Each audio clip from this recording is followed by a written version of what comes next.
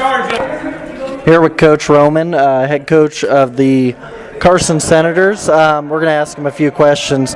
You guys had high expectations coming into last year. You played a tough game against Reed. It was real close at the end, and then with Reed, you know, you guys came up with the loss, but you guys had some tough breaks coming at the end of the year with Kima going down. What is your kind of outlook on last year, and then kind of getting prepared for this year? Realistically, last year's in the past, and our season was derailed by the loss of Jace and 2 or 3 other seniors who were key contributors, you know, by the end of the year. So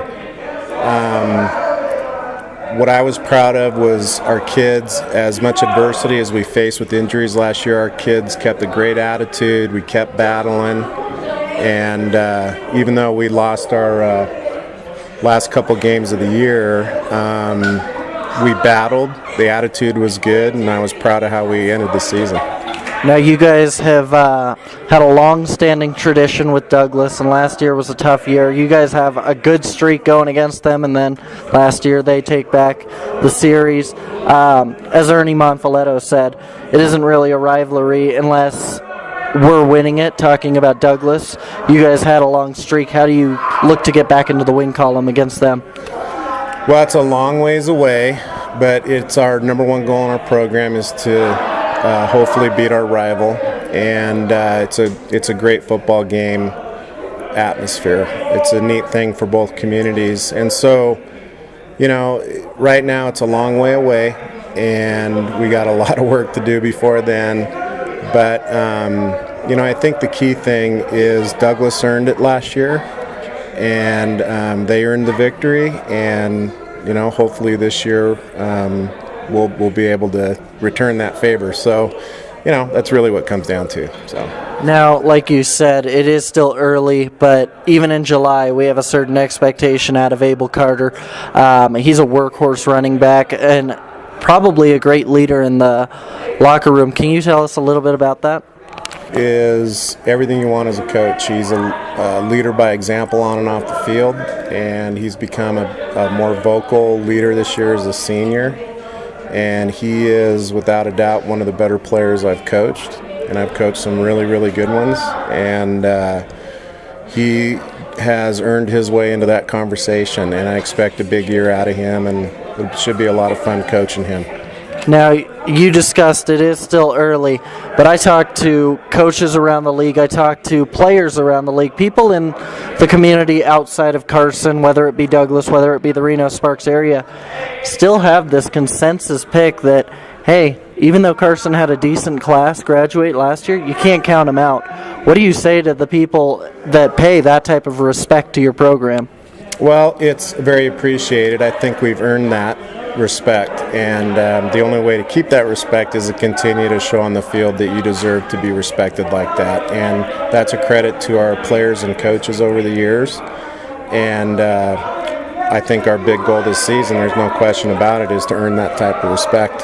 And so you know, our big focus honestly is trying to improve upon our record last season and take each game one by one and see where we fall at the end. So. Absolutely, Coach. And then we're going to kind of break it down position by position, but starting with, like you said, one of the bigger derailments of last year, Kima goes down. You had Daniel Morrison in the wings for backup. Is he going to be a starter this year? And can you tell us about some of your other quarterbacks as well? One of the things that we did this offseason is we opened every position to competition, and we don't have, I just would say our depth chart is very fluid right now. I think it's helpful for our whole team. The quarterback position, that's the same case. However, Daniel is showing me that he has put in the work that's necessary to compete at the varsity level. Last year, he did the best he could, and unfortunately, just wasn't physically ready. He was mentally ready from understanding what we do, but from a physical standpoint was honestly a year away. He's worked really hard to try to improve, and I would expect to see a much different quarterback this year from him. We also have a junior quarterback who's a big, strong-arm kid who's tough and is in a learning process. And that step from JV to varsity is always a big one. But he'll be pushing Daniel every step of the way. And I feel real good about that spot. And we know Abel Carter is going to carry the load this year.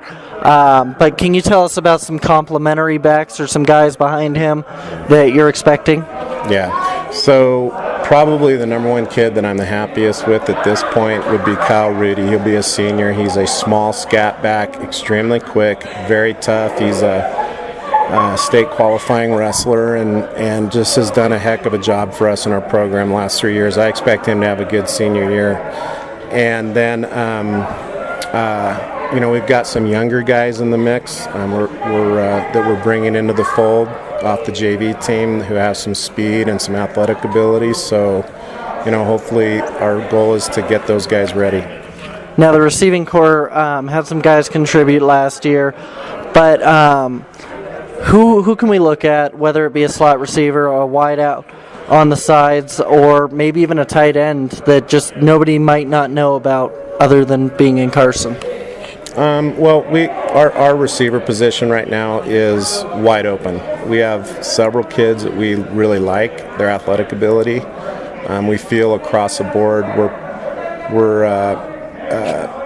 we were a little thin at that spot. Luke Myers was a solid contributor last year, and outside of that, we were really inexperienced. So we've got a lot of kids back at that spot who have learned, and we've got a lot of younger kids who came up who are good athletes. So right now, a lot of competition at that spot. And then our tight end spot plays a key role, and in our whole scheme of things, our tight end might not have caught a whole lot of footballs for us compared to some teams, but that person needs to be someone who can block, catch, and do something for us there. And so I feel like we have 2 or 3 kids right now in the mix there. So, it's July, but we're going to see how it pans out. We got camp next week. We got scrimmage in August to kind of evaluate. So we'll see how that goes. Absolutely. And with that being said, Abel Carter put up big numbers, but you can't do that without a decent line. Carson always has a guy or two that's got some size. Can you tell us about some of those guys? Yeah, so up front, we were pretty young last year when we started. I think during the course of the season, 2 sophomores, 4 juniors. They're all back. They all worked hard this off season, and I expect some major improvement up front just from that standpoint. So far, I'm real happy with what I see. I think we've got a chance to be pretty physical up front, and it's a matter of gelling that group together and finding the right pieces and where they fit. And defensive linemen, I don't know your preferences, but I'll ask, what do you like better? A defensive lineman that can get to the backfield and sack the quarterback, or do you like more of a gap type of guy that'll stop the run? And tell us about some of those guys that can do your preference. That's a good job. I like a defensive lineman who does their job. And so, we've had all sorts of different types of D linemen that are big, small, quick, tall, short, and I think the big thing is finding the right pieces. We've got 2 defensive ends coming back who played a lot for us last year, and they'll be seniors next year that we're expecting some positive things. One of them is Liam Desormier, who's worked really hard this offseason, and I expect him to have a pretty good year next year. He started quite a few games for us as a junior, so that's kind of where we're at there. And then the linebacking core, it's always an ever-changing position. You got to cover, you got to stop gaps, you got to do a lot of things. Tell us about some of your guys at the linebacker position that can stop the D. Yeah, so that's a key spot on any team, and so our Mike position this year will be manned by a returning starter. His name's Dawson Lamb. Solid player as a junior. I expect him to have a great senior year. He's a team leader and a guy that we can really kind of build the middle of our defense around. So that name really comes to the forefront. Then you got Abel, who will play one outside spot more than likely, and then you've got Richie Romero, who was a big special teams contributor as a junior and really came on as a linebacker at the end of the year. Those 3 kids are fast, they're well coached and understand what we're trying to do defensively. So, from there, it's really about building depth. And I've been watching Sierra League football for over a decade now, and I swear every season Carson has some corner or safety that can get an interception no matter what. Can you tell us about your secondary? Because you guys always have that guy. Yeah. Our secondary will be one of probably the youngest group on our team in terms of experience. We've got a lot of linemen coming back. We got a couple good linebackers coming back. We got offensively some guys coming back. So, secondary-wise, we've worked really hard this offseason with a young group. And honestly, probably the most impressive kid so far has been Kyle Glansman, who started a few games as a junior, did a great job last year. And he's really matured and should be a pretty solid kid for us back there.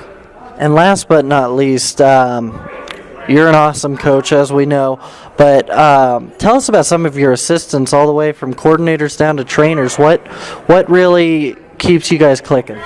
Well, it's interesting. That's a great question. Every head coach is only as good as his assistants, and that's in a lot of sports, but particularly football, just because it's such a multi-positional game and you need guys who can coach guys up. And for me, it starts at my D coordinator spot. Steve Dilley's been my D coordinator now. I think this is his 4th year in that spot. And he, the thing with Steve is he has great respect of the players, and he's really the guy that for the last 10 years as the head coach here, he's been my right-hand guy. And I've been able to lean on him in whatever capacity he did for us.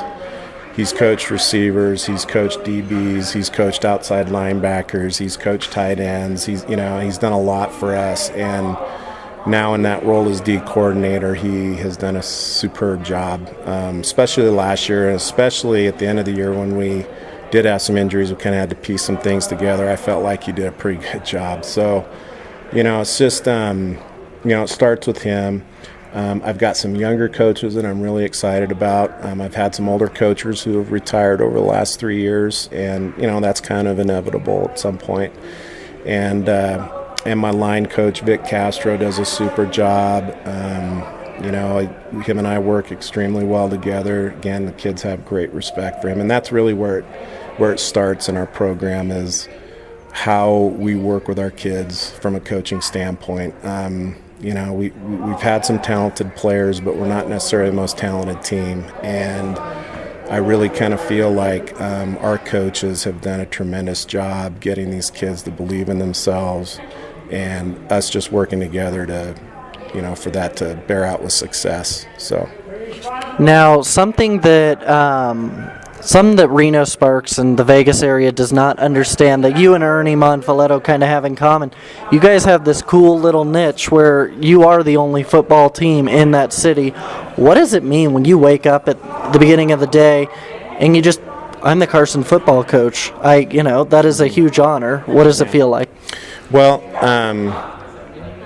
I've told many people this. It's been a really humbling experience from the standpoint of all the great people I've been able to work with, great kids I've been able to coach. From that standpoint, that's been one of the more rewarding parts of it. But what I can tell you is there's always good and bad to everything. There's good and bad to being a one high school town. There's good and bad to being a metropolitan high school.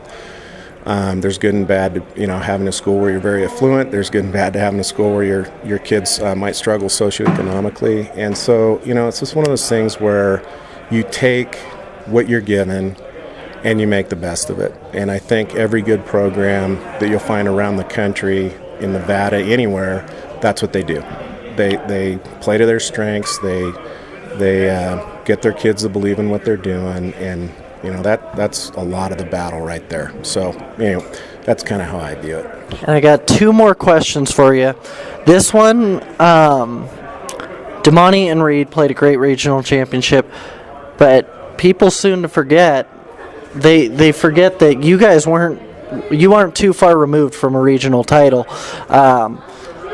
What does it take to get people back to believing, hey, we were just in the regional championship 2 years ago, and we can compete with these teams and get back there possibly this year? Who knows? Well, for our kids, they're well aware of that aspect.